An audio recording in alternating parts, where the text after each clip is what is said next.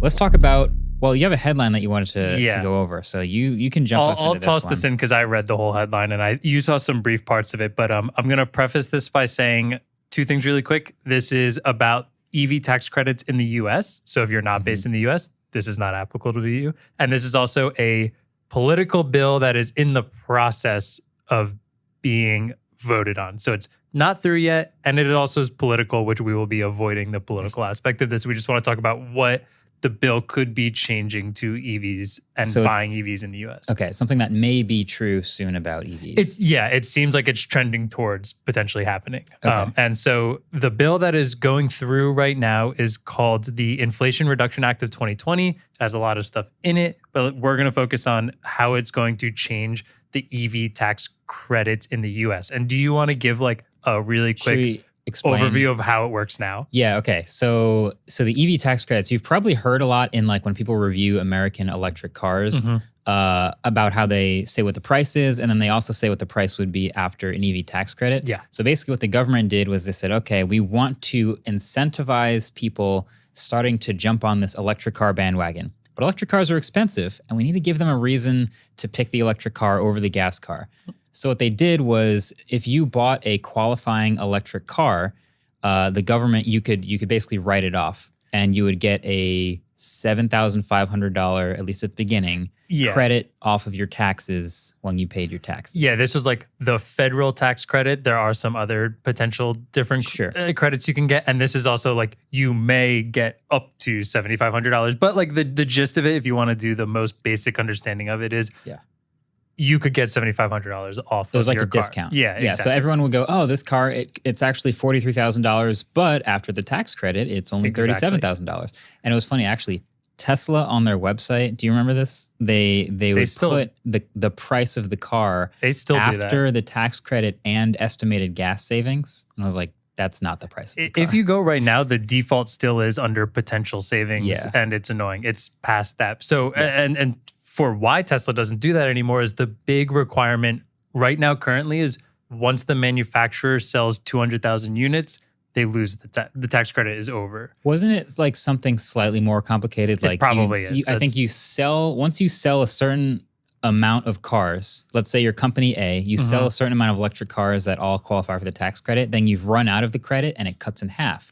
And now you sell a certain number of cars until you run out of the half size credit, and then you sell more cars and it just tapers off. I don't know exactly what that is, but at 200,000, there's no tax credit. Yeah. So right now, it runs out. Yeah, it runs out. Tesla, Toyota, and GM do not have tax credits right now. You may be wondering about Toyota. This also counts for plug-in hybrids as long as the battery is a certain size. So Tesla, GM, Toyota in the US right now have no eligibility for tax credits. Yeah, so there are certain new companies who are just beginning to sell electric cars who are still in their phase of their cars are discounted. Yep.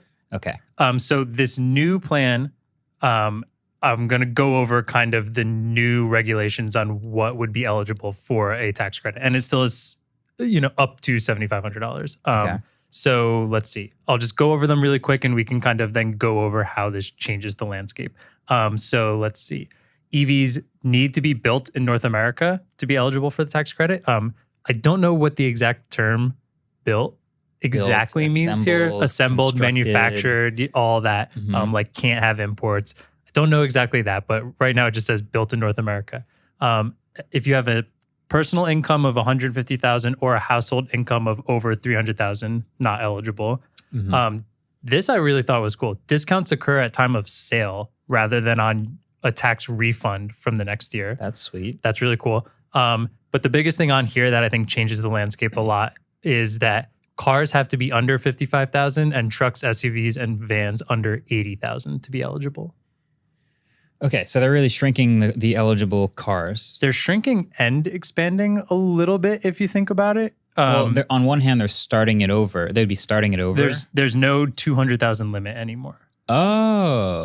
For now. I don't know, sense. when this potentially ends. It is the bill of 2022. Does it last till the end of 22? I don't know that part quite yet. But sure. I think it makes sense because instead of just blanket going, hey, your first 200,000, whatever they are, they will all be discounted. I think they're fine-tuning those that will really benefit from it. Obviously, having a salary under a certain number and having a car cost under a certain amount. Because if you're out here buying a $150,000 electric car and you have a high salary, you don't really need to benefit from that government incentive. I'm going to take one of the examples I have to go off of that is the Taycan. The Taycan, like, sure, $7,500 off would be great, but chances are it doesn't affect. You're going to buy that car either way, where this $7,500 could be completely the deciding factor. Exactly. For someone else. It becomes a more obvious incentive. I think the person buying the Taycan was going to get it anyway. Yeah, I'm probably saying it wrong too. They were going to get it anyway. It's not a real incentive. But the people who are like actually on the fence of deciding, well, these cars are about the same price and one of them's electric and one of them's not, the incentive actually matters when the price gets knocked down by $7,500. So that's, I guess, the point of it and why it makes sense to me. But you're right, it does change the landscape now because you said assembled in North America. I'm just going to go by what I said think. built in North America. I'm gonna adjust that because what I think they mean by built in North America is it's mostly assembled here. Like the plant is. Yeah, there might be some raw manufacturing of materials and things like that, but they ultimately put it together in North America. I would guess that as well, because I'm going to assume, I believe it's the Mach-E has some parts manufactured somewhere else, but the plant and the manufacturing is in America. And I'm going to assume the Mach-E is probably one that will qualify. Yeah. Sure. It's a small number, actually, that will qualify. Off the top of my head, the Mustang Mach-E, they make these here. Surprisingly, that has not hit its 200,000 limit yet, which I'm kind of surprised at because that car is wildly popular. But I think that's good because I bet it will hit that number fairly soon, especially with Lightning coming out as well. Yeah. I was going to say, remind me the prices again, because I was going to say Rivian R1T, but it will not. It will not. Trucks, SUVs, and vans have to be under 80,000. So that's also because like it starts at like 76. So is it your exact spec? I'm assuming this. Maybe if your exact spec is 76K, then it'll qualify. Don't know exactly with how. And Rivian put its prices up though. Is that 76 still 76? Or I don't think it is anymore. Okay. I'm going to assume Rivian, despite being American built, is not going to be part of this because they're very expensive. Okay. Right now. Okay. So that's too expensive. So then F-150 Lightning. That's assembled in America, right? And Texas. Quite a few of the models should be in there. And they're going to be low enough priced. So as long as your salary is low enough, that will be one of them. And then Tesla Model 3 and maybe a Model Y. Is a Model Y. I think the Y should count as an SUV. It's an SUV. So that's going to be under 80. Yeah. I wonder in this scenario of like what the defining factor of an SUV will be, because crossover has hit this point where it's just like... the range of where like hatchback goes into crossover, goes into like small SUV, goes into SUV is a crazy. They're going to have to define that. But that is interesting though, because here's another thing like that happens sometimes is, at least has been accused of happening, is manufacturers will bump up the price. Actually, this might be different. In the past, when you still paid full price for the car, but then had to apply to get the money taken off your taxes, manufacturers would bump up the price by several $1,000s because they knew that people were counting on getting the discount. But now it's occurring at the time of sale, so the company selling it doesn't actually get the money. So maybe the prices, because I was thinking, like Model 3 in the past, all right, the price has been going up, trickling up, and you would always just sort of subtract $7,000 in your head because you know you're getting that money back later. And so Tesla would take advantage of that and keep bumping the price up a little bit because they're going to get that money anyway, and you're going to get the money back from the government. But now with this new thing, if it occurs at time of sale, it sounds to me like the company is not going to get that money and it's just happening on the spot and they won't be able to take advantage of it. I'm going to assume it's pretty much going to be the same thing, except rather than the customer getting the rebate later, the company is going to get the rebate later from the government. Like if this is a federal tax incentive, I'm going to guess that like still has to involve the government. Yeah, Tesla's not going to lose $7,500 on the sale. They're going to get that later. Interesting. Rather than, and that it's basically like us getting it later as the tax incentive. There's a lot of just me thinking out loud and not actually knowing how this works. Please, no, this is us thinking out loud. There's very little. But let's go down a couple of some of the like most popular EVs we're seeing in here and see if they will get included in this. Again, if it passes. Not passed yet. We don't know if it will pass. It seems like it's trending towards that, but I just want to Yeah. look at this. 3 and Y, I think, should be eligible for that. They have not been eligible since 2018, I think. Bringing it back. Bringing it back. That's awesome. Model awesome S news is too for expensive. That. Model X is too expensive. Yeah. Both of those are too expensive. The Chevy Bolt should come back because it is General Motors, and they lost their credit, so they didn't before, and that is definitely under 55,000. So that should come back. Mach-E we mentioned before definitely should be totally fine. Rivian's American, but I'm pretty sure it's too expensive. If maybe the base model. Yeah. We mentioned Taycan already. No. Here's where I get kind of upset. Also, Taycan is Porsche's German. It's German as well. That's not, it doesn't fit at all in that bill. Cars, like, I think my 2 favorite and the EVs I think that are like being very hyped up and changing a lot right now is like the EV6 and the Ioniq 5, both assembled in South Korea. So these will not be part of the tax incentives. Whereas if you're buying one right now, it's in that 200 units, so you would be getting it. So they would lose that discount. The potential, they would lose that. And then also along with, like, if you really think of a lot of the places making EVs right now, Volvo, Toyota, Subaru, Nissan, all of them have announced them really recently or just come out with some. All of those would lose it.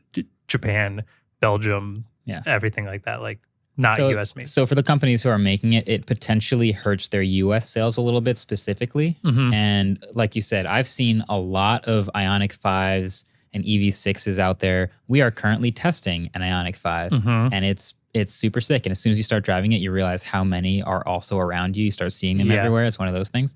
And so maybe, I imagine a lot of people who are getting that car are also actively taking advantage of that tax discount. So yeah, that'll be curious to see how it affects specifically US sales of those models. Do I think it changes the landscape of like the Porsches and the Hummer EVs of the world, the $80,000 plus EVs that people are just going to get anyway? Not really. No. I think they're still going to have a market for them. But yeah, as far as adoption, that's what we're most concerned about. And it's also such a crazy market right now. Cars are just expensive right now. Yeah, so which I kind of want to toss out here, and I just looked at it right now. The Model 3 rear-wheel drive is $46,900. The Model 3 long range right now starts at $57,900. So actually, that's too expensive. Wouldn't be it. And it's also like not enough over to where, do you think you could potentially, if this passes, see the Model 3 drop down to meet the requirement? And then, because at this point, right, that would incentivize more people to buy. And if you drop it down to, oh, I see what you're saying. What is it, 55? So if you drop it down to like 54.99, and then they would be getting. So you're saying, because I imagine. No, I guess, no, yeah. I was imagining like Tesla sees the $55,000 price line show up, and I don't really see them lower their price actively very often. So I imagine they'd be like, oh, bummer, you have to pay full price.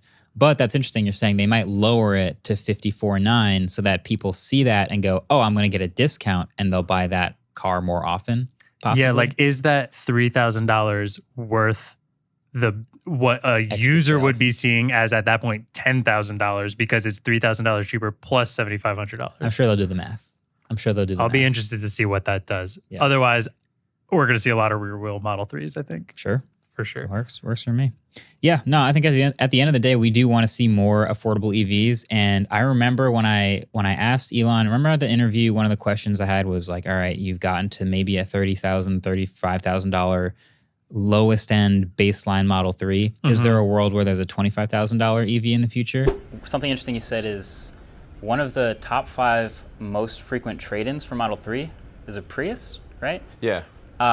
Which starts at 20-something $1,000, and they obviously have massive economies of scale. Do you think there's room? I mean, Tesla has Model 3, Model S, and Roadster and up. Is there room for possibly an even less expensive quality electric car experience? Yeah, absolutely. I think in order for us to get to, like, let's say ultimately getting to like a $25,000 car, that's something we could do, but it's probably, if we really work really hard, I think maybe we could do that in 3 years. And like every year since that interview, there's been some article written about how Tesla's eventually going to make like a $25,000 Model 2 or something like that. Yeah. And it just seems like that gets further and further from possibility as the market gets more and more difficult to make cars in. Like supply chain's crazy. the car market is crazy. The lowest end Model 3 you can get is well over 40 grand. It's like, I don't see a quality $25,000 EV happening anytime soon. So the fact that we are still trying to get there and incentivizing it, and hopefully something like this can pass and be good, that'd be nice.